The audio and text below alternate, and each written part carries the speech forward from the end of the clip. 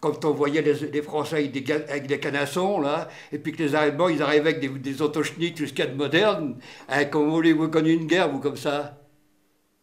Hein? C'est le cœur serré que je vous dise aujourd'hui qu'il faut cesser le combat.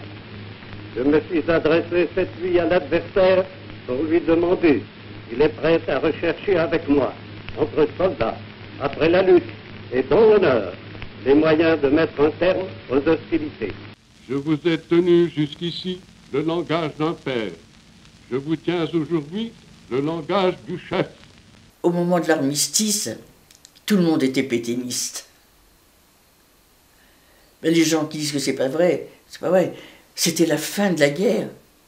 Il y avait l'occupation allemande, mais au moins il n'y aurait plus de bombardement, il n'y aurait plus rien. Il faut voir toutes les villes qui ont été détruites. Mais il n'y avait plus rien à manger de ce qu'on avait l'habitude de manger.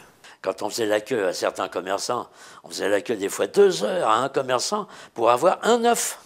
Et on était tout contents parce que des fois les gens faisaient la queue 1h30 et quand ils arrivaient au bout, ils pouvaient repartir chez eux, il n'y avait rien du tout.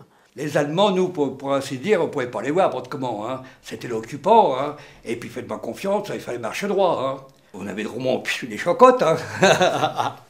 Et ben, ça n'a pas du tout été ça, figurez-vous, sauf Barbès. Barbès a tout déclenché. Alors là, il a commencé à avoir les faire-part, là, les 15 otages, bidule, puis après, c'était tous les jours. Hein. C'est là qu'on a vu qu'il y avait des gars même qui résistaient. Les gens parlaient en famille, ils parlaient entre amis, mais j'aimerais vous dire qu'on ne parlait pas dans le métro, ni dans un café, ni quoi que ce soit. On pouvait dénoncer par des Français. Le débarquement, il y avait quand même pas mal de gens qui écoutaient la BBC. Donc on savait quand même qu'il allait y avoir ce débarquement. Et puis c'était une raison d'espérer, c'était une raison de tenir. Ici, Londres. Veuillez écouter tout d'abord quelques messages personnels. Gabriel garde l'anonyme.